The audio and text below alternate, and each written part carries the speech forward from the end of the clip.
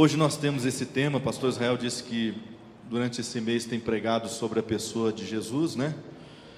Pregou sobre Jesus como a nossa paz. E eu pensei então nessa mensagem, na direção de Deus, para falar sobre Jesus, a luz do mundo. A luz do mundo. Nosso texto base é esse texto de João 8,12, muito conhecido. E nós vamos tirar duas verdades deste texto apenas. Texto que diz: eu sou a luz do mundo. Quem me segue nunca andará em trevas ou escuridão, mas terá a luz da vida. Amém? Você já se imaginou sem energia elétrica por uma semana? Já fez esse exercício? A gente se acostuma tanto com a energia e com as coisas que a gente tem assim ao nosso dispor, mas de vez em quando é bom fazer um pequeno exercício de imaginação e você pensar como seria a vida sem uma semana sem energia elétrica. Recentemente acho que teve um temporal forte que pegou aqui um pouquinho do aeroporto, né, o São Fernando, umas áreas aqui, derrubaram árvores, destelhou casas, né? E tem uma conhecida que mora nessa região e ela ficou 28 horas sem energia elétrica, um pouquinho mais de um dia. Demorou para consertar, porque a árvore caiu na rede, foi uma complicação. E ela disse: que coisa horrível ficar 28 horas sem energia elétrica. E aí eu fiquei pensando numa semana, né? Depois de 28, 36 horas, as coisas da sua geladeira já vão estragar todas, né? Olha que maravilha. Aquela bateria do seu celular vai acabar depois de umas 24 também, 30 horas no máximo, né? Aí vai dar um desespero, né? Especialmente na molecada, né? Não tem Wi-Fi, não tem celular. E a gente fica imaginando, né? Como que seria um caos, de fato, sem a energia elétrica. Agora, pior ainda seria se a gente não tivesse luminosidade. Porque a energia elétrica, ela proporciona luz, mas ela também movimenta os aparelhos. Agora, e se a gente ficasse sem luminosidade? Não tivesse nenhuma fonte de luz, nada que você fizesse pudesse gerar luz. Aí sim seria um caos completo, né? Na verdade, irmãos, quando a gente pensa assim no universo que a gente vive, a informação que nós temos daqueles que são entendidos, né? Daqueles que ficam gastando a sua vida para compreender o universo, é que 96% de tudo que existe, 96% é trevas profundas, 96% é escuridão. A luz no universo é uma intrusa, a luz no universo é uma exceção. E a gente fala assim: o que são as trevas senão a ausência de luz? É mais ou menos isso, mas é muito pior. Na verdade, tudo é trevas, se você pensar bem. E a luz é uma intrusa nisso. A luz, ela aparece para fazer o papel dela. Não é à toa que quando a gente lê o Gênesis, no relato da criação, diz que tudo estava um caos, né? Trevas na face do abismo. E aí Deus diz: haja luz. A luz é a intrusa naquele universo escuro, caótico. Quando existe luz, as trevas recuam, mas quando a luz se apaga, as trevas dominam novamente. Elas novamente mergulham toda a realidade. E é interessante quando nós vamos para o Evangelho de João, que ele tem uma forma muito curiosa de se referir a Jesus, que é a palavra luz, né? Ela aparece 13 vezes no Evangelho de João, se referindo a Jesus, e sendo que 8 vezes das 13, o próprio Jesus se autodenominou luz. É engraçado, às vezes parece meio nova era, né? Você falar assim, né? Jesus, a luz. Mas não é nova era não, é bíblico. Está escrito aqui, é ele mesmo que se autodenominou, né? Então eu queria pensar em duas verdades a partir do texto que nós lemos. E quais as implicações delas, né, para a nossa vida. A primeira verdade é que Cristo é a luz do mundo. Isso é muito óbvio. Isso está muito claro quando ele diz: eu sou a luz do mundo. Eu sou a luz do mundo. Ora, é importante a gente reconhecer, compreender que uma certa medida de luz estava em algumas pessoas. A gente talvez até poderia chamar essas pessoas de iluminadas. Talvez alguns líderes de grandes religiões, como Buda, como Maomé, como Zoroastro, como Confúcio, talvez alguns filósofos, grandes filósofos, como Platão, Sócrates, Aristóteles. A luz, uma pequena fagulha de luz estava sobre essas pessoas. Alguns grandes líderes do mundo, como Moisés, como Gandhi, como Luther King, talvez algumas pessoas piedosas, como Madre Teresa, como São Francisco, Zilda Arnes e tantas outras. A gente tem que reconhecer que uma medida de luz estava sobre essas pessoas, uma fagulha divina, que ajudou a abrir um pouco os horizontes da humanidade, que ajudou a que essas pessoas trouxessem algum benefício para a humanidade. Mas nós também temos que reconhecer que esta luminosidade era temporária, fraca, ela não pode se manter o tempo todo, ela não pôde iluminar o mundo todo, ela não pôde ter um alcance tão grande quanto aquele que Jesus está se propondo a fazer quando Ele diz que é a luz do mundo. É importante nós fazermos essa diferença, reconhecendo sim, que as fagulhas divinas podem se manifestar em determinados indivíduos, mas que Jesus é a luz do mundo, com uma amplitude infinitamente maior e com um poder infinitamente maior de iluminar o homem, porque Jesus é a luz que jamais se desvanece. Aqueles morreram e as suas luzes apagaram, o que fica hoje é apenas um pequeno brilho daquilo que fizeram, mas Jesus é a luz que jamais se desvanece, tem a capacidade de iluminar a todos os homens, em todos os seus aspectos das suas vidas. É isso que João diz também em 1,9, quando ele diz: a verdadeira luz que vinda ao mundo ilumina a todo homem. E preste atenção nessa expressão, a verdadeira luz. Será que tem luz falsa? Não, não tem luz falsa, luz é luz, né?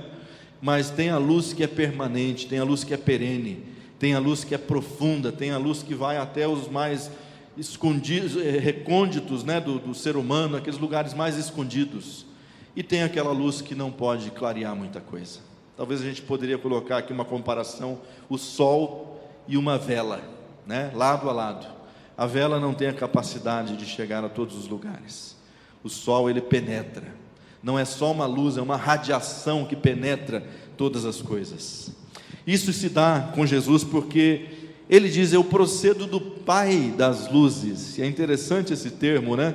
Agora um termo que parece um pouco espírita, mas também não é, é bíblico.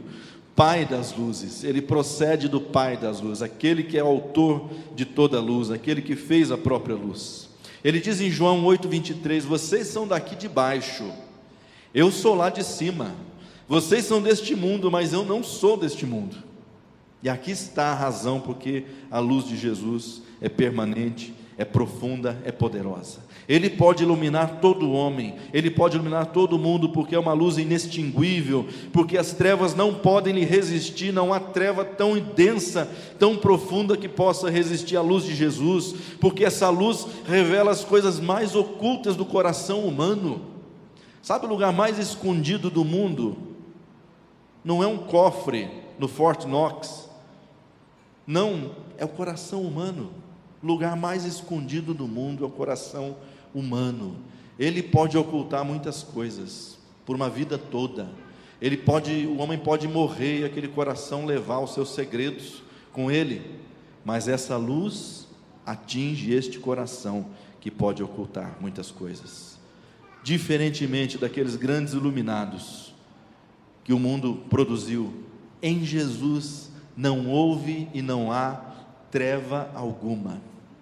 É possível que você vai encontrar trevas ainda em Buda, em Moisés, em Maomé, na Madre Teresa, no Martin Luther King. Você vai encontrar trevas neles também, apesar da fagulha divina, mas em Jesus não há treva alguma, em Jesus não há nada oculto, em Jesus não há nada para se envergonhar.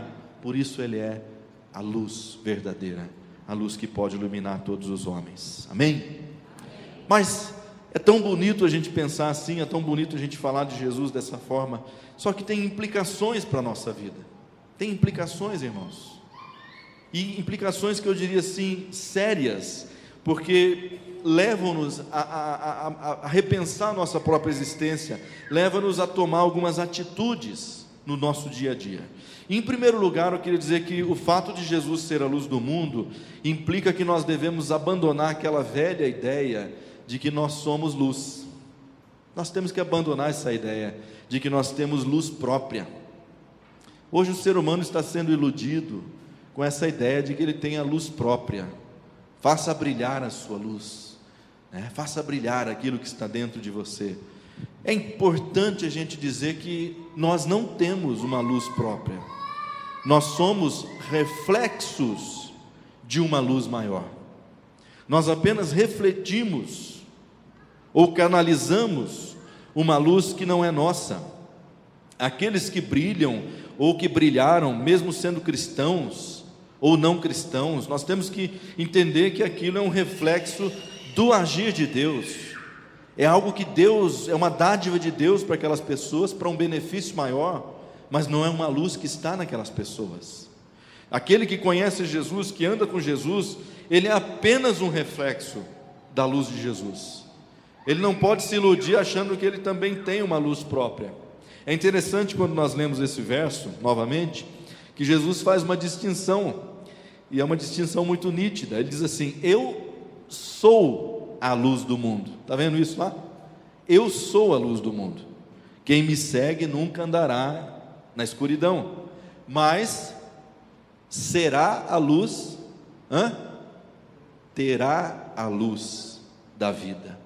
Ele diz: eu sou, você tem. Eu sou a luz, você tem luz. Não é um negócio seu, é um negócio que foi lhe dado. Você é um reflexo dessa luz que eu sou. É importante, irmãos, fazer essa distinção, colocar as coisas no devido lugar, porque isso contribui até para a nossa humildade, contribui para a gente entender o nosso lugar, contribui para a gente entender o nosso papel como portadores de luz, e também contribui para a gente vigiar, porque a gente pode perder esse reflexo. Se nós somos um espelho, nós podemos deixar de refletir pela sujeira, pelo embotamento de poeira, de marcas e tantas outras coisas. Um espelho que não reflete com todo o seu potencial. É importante nós entendermos isso. Agora, em segundo lugar, também tem uma outra implicação, que nós não podemos ter essa luz ou portar essa luz longe da comunhão com Cristo, ou seja, a parte da comunhão com Cristo. Se eu sou reflexo dessa luz, eu não posso manter distância da fonte da luz. Interessante isso. Você faz uma experiência, pega o seu espelhinho e você começa a refletir uma determinada fonte de luz, seja uma vela, uma lâmpada, mas à medida que você se distancia da fonte, você vai notar que aquele reflexo é muito tênue, aquele reflexo é muito fraco, precisa que esteja bem escuro para que você o veja. À medida que você se afasta da fonte de luz, você deixa de refletir ela com todo o seu potencial. E é por isso que Jesus diz: quem me segue não andará em trevas. Quem me segue, quem está perto de mim, quem está andando comigo, não andará em trevas, mas terá a luz da vida. E a verdade é que quanto mais distantes nós estamos de Cristo, mais sujeitos às trevas nós ficamos. Essa é a verdade. Se trevas é a condição básica do universo, quando eu me afasto da luz, é lá que eu caio, é lá que eu me encontro, no meio das trevas. E essa é uma realidade que vale para a nossa vida aqui, no presente, e valerá também para o futuro, para o porvir. Interessante isso, né? Que hoje eu preciso andar com Cristo para estar na luz, para ter a luz, mas no futuro, no porvir, eu também preciso de Cristo para ter a luz. Olha que interessante. E é o que nos diz Apocalipse 21, 23, quando fala da cidade celestial, e diz assim: a cidade não precisa nem de sol nem de lua para lhe darem claridade, pois a glória de Deus a iluminou, e o Cordeiro é a sua lâmpada. Se hoje você é iluminado por Cristo, no futuro você vai ser também iluminado por Cristo. Ele é a única luz que vai nos iluminar para sempre. Ele é a lâmpada, e é perto dele que nós devemos ficar para refletirmos esse fulgor, esse esplendor da luz que emana dele. Jesus é a luz do mundo. Isso implica que eu preciso andar perto dele. Isso implica que eu preciso entender o meu lugar, o meu papel, como alguém que reflete, como alguém que porta essa luz.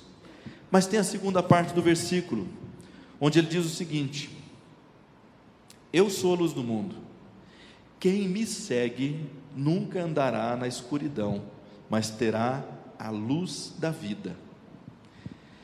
É preciso destacar aqui também, irmãos, que a luz tem efeito sobre aquelas pessoas que seguem a Cristo, como eu já mencionei. Aqui tem uma promessa maravilhosa, né? Você está vendo ali, quem me segue nunca andará na escuridão, uma promessa maravilhosa. Eu imagino que todo cristão sincero, ele deseja isso. Todo cristão sincero quer se livrar da escuridão. Ele não quer andar na escuridão. Cristão sincero, cristão que desejoso de fato de uma vida transformada. E Jesus nos dá essa promessa: se você me segue, você não vai andar na escuridão. Maravilha, glória a Deus por isso. Mas tem uma condicional, e a condicional é seguir a Cristo. Quem me segue, seguir a Cristo, que implica para nós em desejo, em voluntariedade, em ação, em abnegação. Quer dizer, é muito bom não andar em trevas, mas isso está condicionado ao fato de que você tem que ser discípulo, está condicionado ao fato de que você precisa seguir a Cristo. Agora, o que significa seguir a Cristo? Essa é a pergunta que vem à nossa mente: o que significa seguir a Cristo? Eu acho que tem muitas respostas, mas o que me interessa aqui é a essência da coisa, a essência disso. No tempo de Jesus, você sabe, tinha muitos rabis, né? Rabi é um mestre, rabi é um professor, e esses rabis faziam seus discípulos, e os discípulos dedicavam as suas vidas totalmente a esse rabi.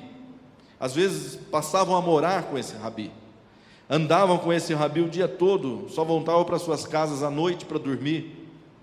Dedicavam suas vidas ao ensino, a ouvir o que essas pessoas tinham para dizer. Frequentavam as escolas dos rabis. Alguns rabis tinham um programa, você tinha que passar por 3 escolas, 3 níveis de rabinato, e aí, dependendo da sua idade, você ia se tornar um rabi também, e aí você poderia fazer os seus discípulos da mesma forma. Só que, se você olha para a vida desses rabis, você vai entender o seguinte: são ministérios, vamos usar essa palavra, dedicados ao ensino da lei, ao ensino da religião, ao ensino dos princípios do judaísmo, etc. e tal. Jesus é um rabi também. Por algumas vezes as pessoas se referiam a ele como rabi, mestre. Só que ele vai muito além. No Evangelho de João, especialmente, há uma dimensão muito maior nesse ministério de Jesus. Ele não fez discípulos para ficar transmitindo os conceitos da religião judaica, os conceitos da Torá, os princípios de vida, de conduta, não. Ele fez isso também, mas ele foi muito mais. Ele não ficou apenas transmitindo princípios de felicidade, como muitos rabis faziam, não. Ele também não foi um profeta simplesmente, um rabi confrontador de sistemas, mostrando o problema do sistema religioso, não, apesar de ter feito isso também. A agenda dele foi muito além de ensinar, além de confrontar. Ele também tinha um programa de libertação de cativos, ele tinha um programa de cura, ele tinha um programa de confronto dos poderes mundanos, ele tinha um programa de proclamação do reino de Deus a toda criatura. Um rabi sim, mas um rabi muito diferenciado, um rabi muito superior a todos aqueles outros. Agora, o interessante disso é o seguinte: estou pensando no rabi normal, que ensina,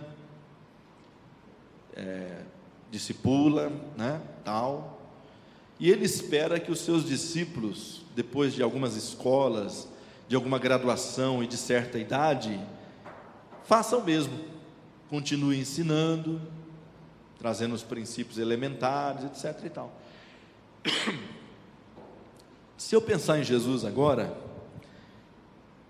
eu preciso entender que Como rabi, ele espera que eu também faça o mesmo que ele fez, que eu também confronte poderes, proclame o reino de Deus, promova a libertação, cura, porque o discípulo vai fazer o que ele fazia. Está entendendo? Talvez seja por isso que Jesus disse: vão fazer coisas maiores do que eu. O meu programa é esse, é um programa muito diferente, muito maior do que esse pessoal aí, e vocês são meus discípulos e vocês vão fazer as coisas que eu faço também.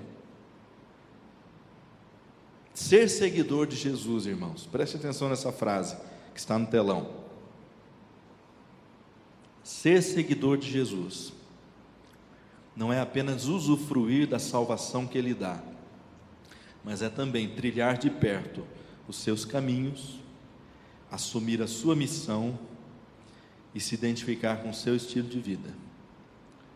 A pergunta é: o que é seguir a Jesus? É muito simples. Você se identifica com Ele, com o estilo de vida dele, você assume a missão que Ele tinha e você percorre os caminhos que Ele percorreu. E isso às vezes é um pouco assustador, porque nos caminhos de Jesus tinha uma cruz no final, não tinha? Então o discípulo também não pode escapar dessa cruz no final. Mas tem a ressurreição, meus irmãos, que é maravilhoso, né? O último ponto do caminho não é a cruz, é a ressurreição. Mas a cruz está lá, não tem jeito. Ser discípulo de Jesus é assumir também este caminho.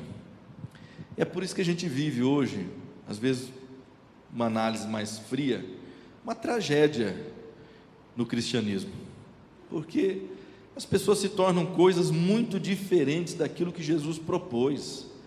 As pessoas não se tornam discípulos. Para alguns, ser cristão é só ter uma passagem para o céu.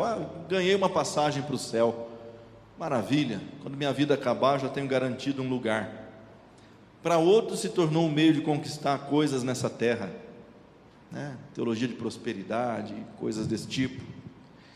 E com isso, irmãos, a minha preocupação com isso, sou um crítico dessas coisas, a minha preocupação com isso é o seguinte: as trevas continuam dominando.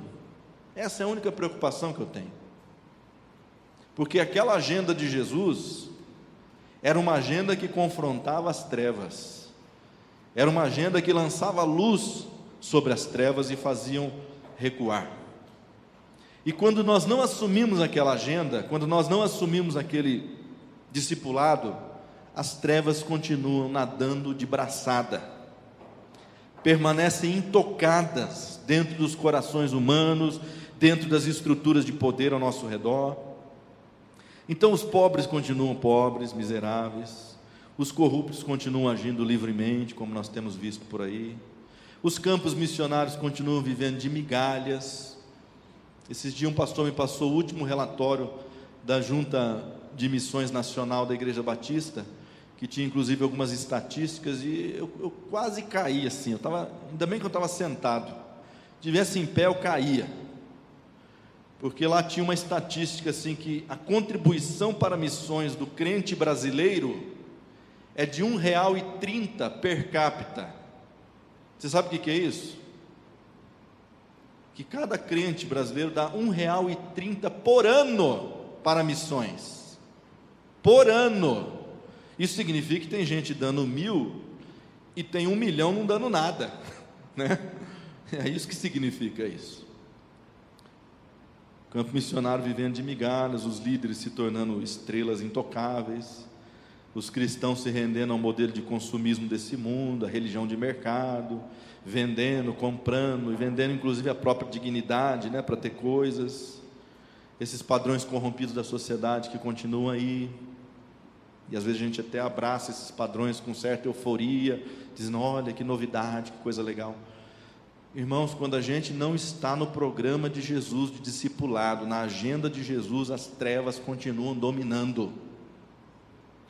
Aqueles rabis que estavam ensinando nos tempos de Jesus não tocavam nas trevas, mantinham as estruturas. Jesus diz: não, eu vim agora, o Espírito do Senhor me ungiu. Para quê? Em outras palavras, para fazer recuar esse reino tenebroso. E vocês são meus discípulos. Meus irmãos, Jesus é a luz do mundo.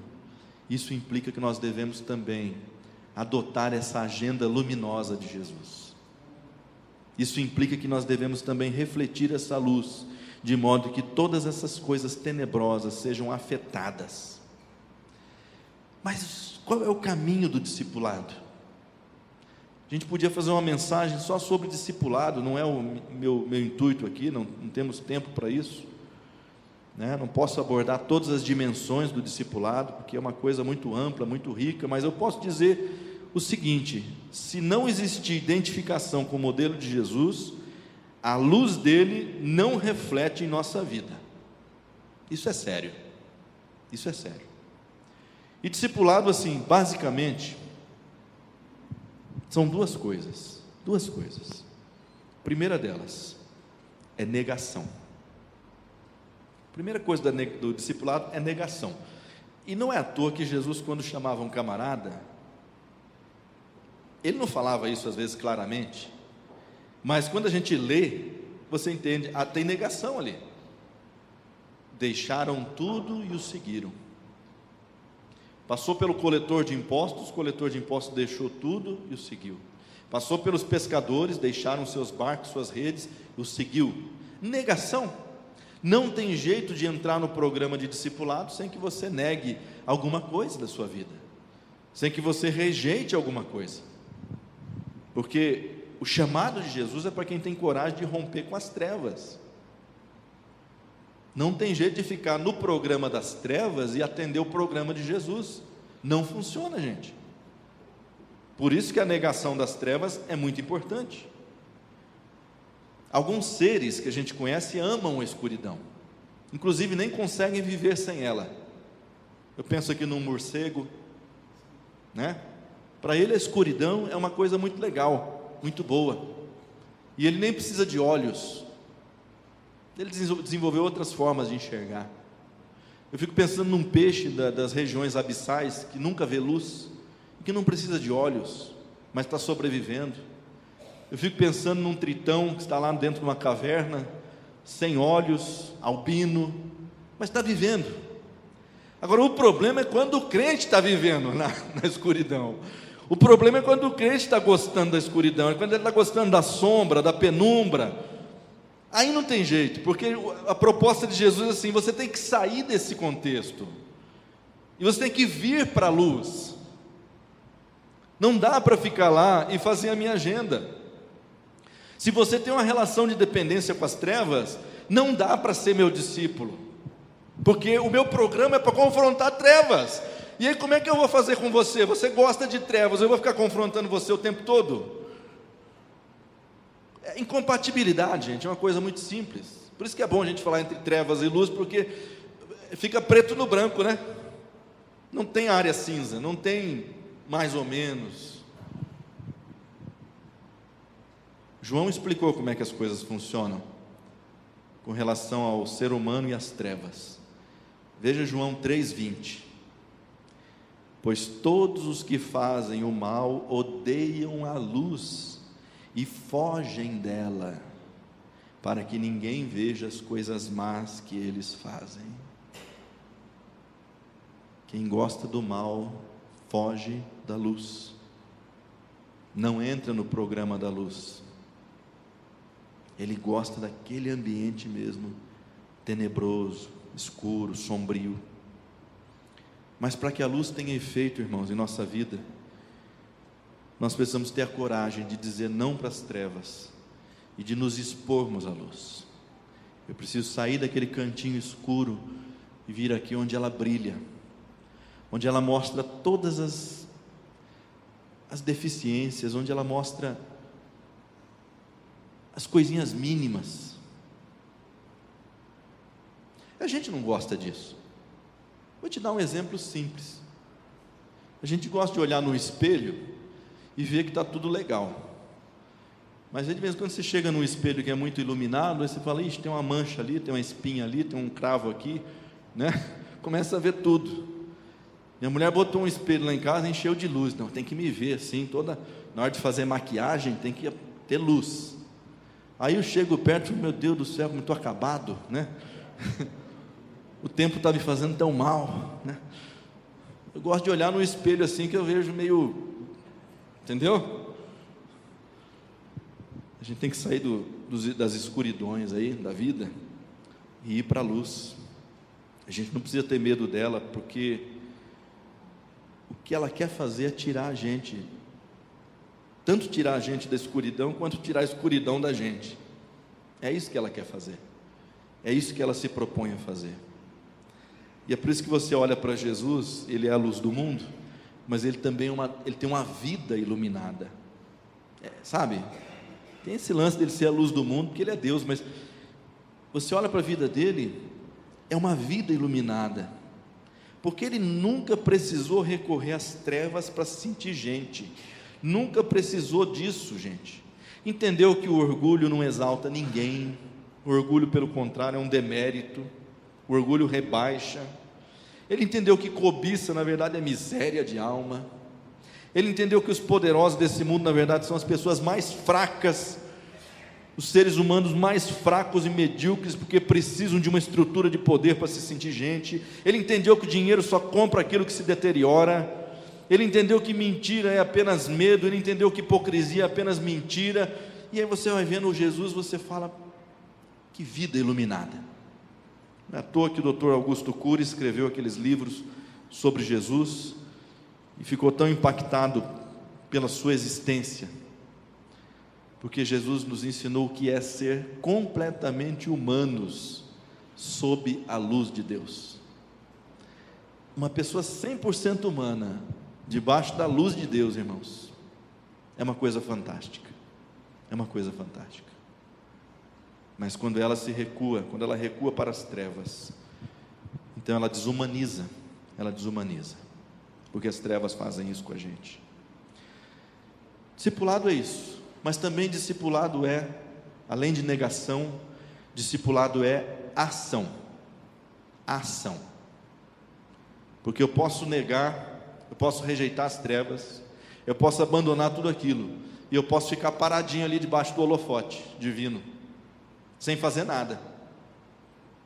É uma incoerência também. Por isso que o discipulado implica em ação. E como eu disse antes, Jesus tem uma agenda luminosa para você. Jesus tem uma agenda esplendorosa para você e para mim. Então, como discípulos, nós somos chamados a dar continuidade naquele programa de transformação de Jesus, fazendo novos discípulos, proclamando libertação aos cativos. Nós somos chamados para levar luz onde as trevas estão dominando, para que elas recuem. Nós somos chamados a imprimir um novo padrão de vida neste mundo, para que as pessoas que vivem nas trevas olhem para a gente e digam, opa, o que eu queria ser na verdade é aquilo lá, não é isso que eu sou aqui, o que eu quero ser é aquilo lá. E aí elas venham para a luz, porque gente, quem está nas trevas é igual mariposa, sabia? A luz a atrai, se a gente brilhar, vai vir muita mariposa para o nosso lado, né? Se a gente brilhar, as mariposas, coitadas, quando elas vão para a luz, elas morrem, né? No nosso caso não, as pessoas virão e terão vida, encontrarão a vida, nós levaremos ela para Jesus, a grande luz, a luz que penetra, a luz que cura, a luz que sara. Como discípulos, nós somos chamados ao serviço constante, incansável, efetivo. Como discípulos, nós somos chamados a nos identificarmos com os miseráveis, com os oprimidos, com os enganados, com os marginalizados. Gente que, inclusive, irmãos, as próprias trevas estão rejeitando. Olha que coisa. Eu, às vezes, olho para esse mundo e falo, meu Deus, até o diabo está rejeitando gente agora. As trevas estão rejeitando. Para esse tipo de gente que Jesus veio, para que elas sejam recebidas por Ele, né? Como discípulos, nós somos chamados a viver um modo de vida que não envergonha o nome de Jesus, mas que exalta o nome de Jesus, porque esse é o papel, né? pessoa vê um brilho em mim, mas logo ela vai entender, esse brilho não é meu aqui, ó, é um reflexo. Olha a grande luz, olha a fonte de luz, e a gente não vai envergonhar o nome de Jesus. Como discípulos, nós somos chamados a rever o nosso estilo de vida, para ver se se nossa vida é condizente com o estilo de vida do príncipe da paz, do príncipe da luz, porque ele tinha um estilo de vida, irmãos, da simplicidade, do contentamento, da alegria no Senhor, do amor, de se dar para as pessoas. A gente tem que avaliar se a nossa vida está condizente com o padrão dele. Eu torno a dizer, irmãos, não dá para a gente ser outra coisa diferente daquilo que Jesus propôs para os seus discípulos. Não dá para ser outra coisa. Essa aqui como é que para? Vamos lá, parou. Eu sou a luz do mundo, mas eu quero que vocês reflitam essa luz com fulgor, com brilho, com a clareza. É isso que Jesus quer para nós. Então a implicação dele ser luz do mundo é que eu também preciso ser luz no mundo. Eu não sou a luz do mundo, né? Porque eu não sou Jesus, mas eu sou a luz no mundo. Você é a luz no mundo. Onde você está no seu trabalho, quem sabe você é o único reflexo ali de Jesus, lá na sua escola, na sua família, mas seja o melhor reflexo que você pode ser naquele lugar, seja o espelho mais cristalino, mais claro que você pode ser, para que aquele fulgor da luz do mundo brilhe sobre aquelas pessoas, traga luz e faça as trevas recuarem. Amém? Vamos orar. Queria que você ficasse em pé.